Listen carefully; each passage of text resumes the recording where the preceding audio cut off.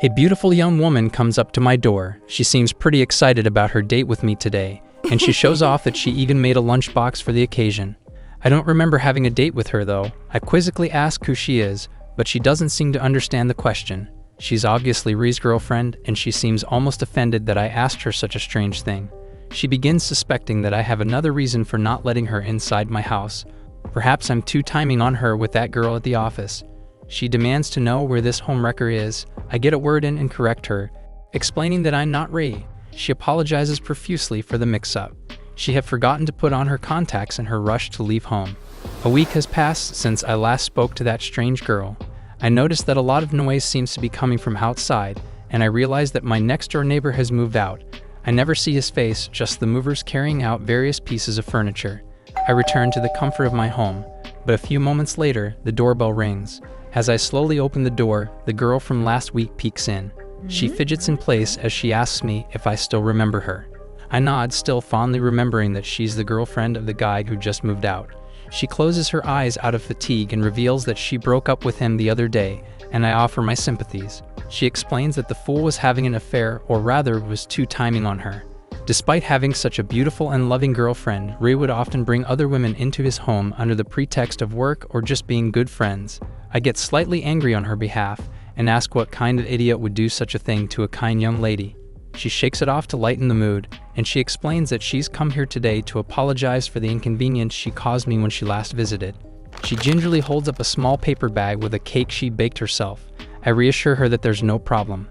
I invite her inside and offer to brew her some tea. She must have had a rough day. My hospitality seems surprising to her, and her eyes light up at the offer.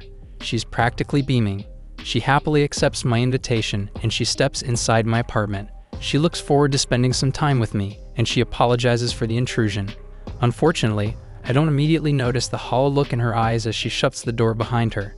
I apologize for the mess, since I wasn't exactly expecting company. The girl pays it no mind and comments that my room is actually tidier than I let on. I wonder if she's just being polite. I prepare to head to the kitchen to cut and serve the cake, and I ask the girl if she'd be willing to wait for a cup of tea. She looks up and explains that the cake is hardly big enough to cut into individual slices. She asks to not worry about her share and that she'd be happy if I'd enjoy it myself. She says my name, Ikuto, but my mind finally clicks. I've never told her my name. I turn to the girl and ask her how she knows it. The girl manages to make an excuse that some of my mail ended up in her ex-boyfriend's mailbox before, and she remembered my name because it seemed unusual. This seems plausible enough, and I don't think any more of it. She apologizes for freaking me out for a second, and she seems genuinely remorseful. She realizes that she hasn't told me her name yet. She introduces herself as Yu. She remarks that it seems like fate has brought us two together, and she hopes that the two of us will get along. I have slightly mixed feelings about getting closer with Yu, especially after she just broke up with my neighbor. There are plenty of red flags here, but I'm colorblind. Again, I fail to notice the color disappearing from her eyes. I carefully open and take out the cake that Yu baked for me. The arrangement of the small cake is delightful.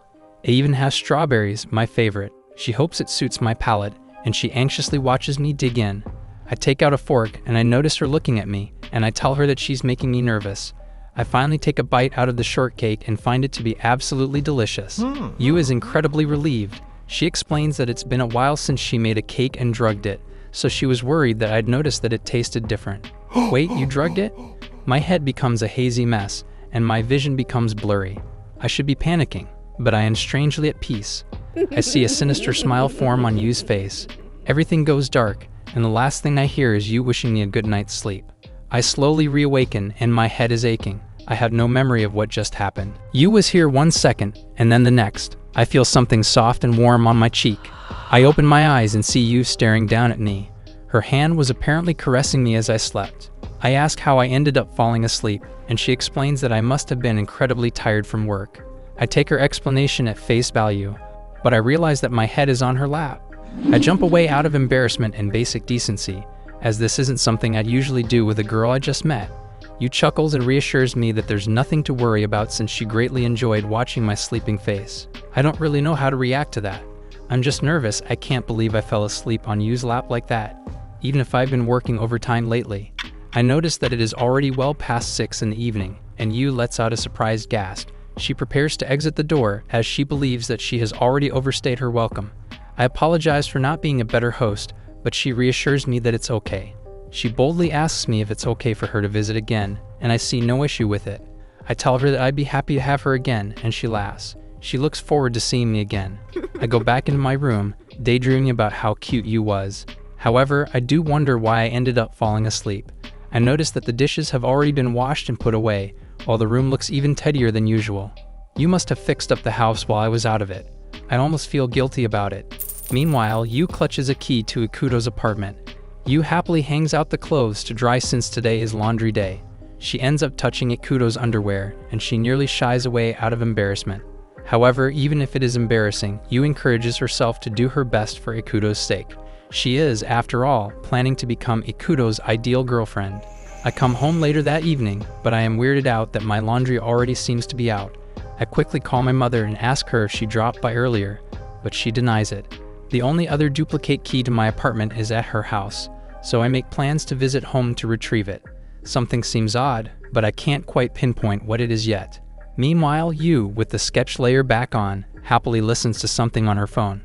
It turns out that she is eavesdropping on Ikuto, and she overhears him talking to his mother about his laundry being mysteriously done. Yu laughs that Ikuto thought that his mother went all the way to Ikuto's apartment to do the laundry. Really, how silly of him. A few days later, Yu spies on Ikuto from afar as he heads off into the office. She can barely contain her excitement at how good he looks in a suit. She's practically trembling. A few guys notice Yu, and admiring her good looks and good figure, they decide to try and chat her up. They try hitting on Yu, and they ask her if she wants to have some fun with them. But Yu's eyes go dark, losing any semblance of humanity and decency. With a sharp tone, she tells them that she's meeting up with the man she loves, and she curtly asks them to go away. Better yet, they should stop breathing. One of the guys whispers to the other this girl is bad news and that it is in their best interests to leave her alone. The other guy finds it hilarious that he'd lose his nerve over something like this, but the guy doesn't care. They should leave now. At exactly 6 in the evening, I head out of the office after a rare early day at work. I'm exhausted. I suddenly bump into a girl, scattering her groceries on the floor, but it turns out to be Yu. What a lovely coincidence. She seems pleasantly surprised to see me, and she explains that she closed her store early to do a bit of shopping. I'm still surprised to see her, but more so to learn that she owns and operates a store. While helping her pick up her groceries, my hand ends up on top of her, and I can almost audibly hear her heart beating. Yu says she bought a little too many groceries today, so she tries to invite me out. However, before she can finish her sentence, she is interrupted by the cheerful cry of senpai, coming from one of my subordinates. I don't notice it, but Yu's mind nearly snaps. A short-haired, cheery girl comes running up to me and Yu.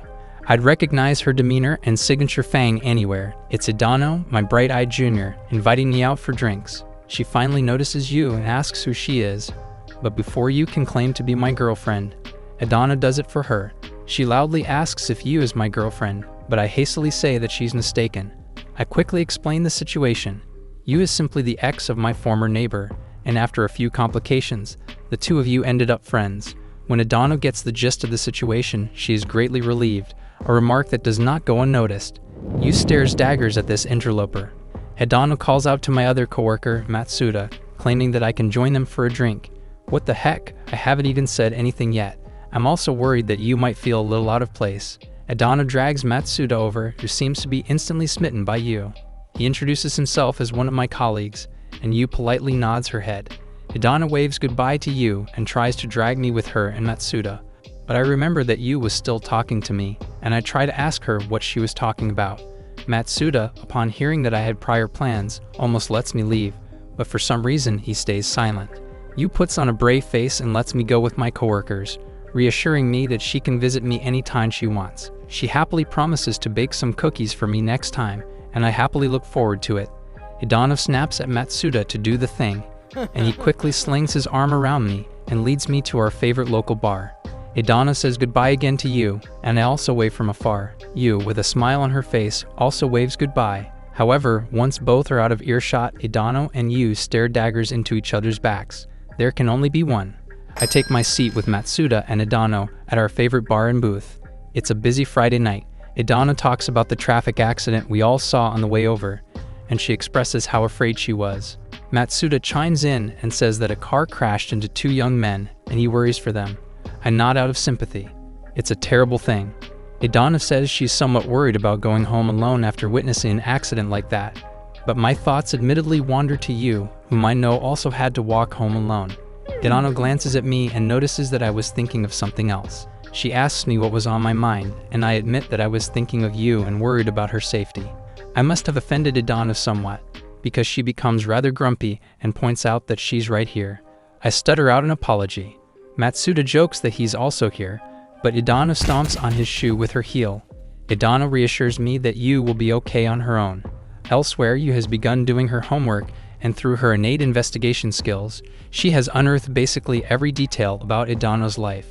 For example, she is 24 years old, her parents are alive and well. Most importantly, she lives alone.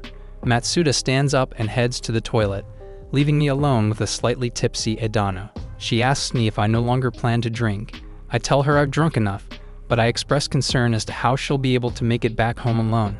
Idana sits up and says she'll be fine, but she shares that she's slightly worried about something.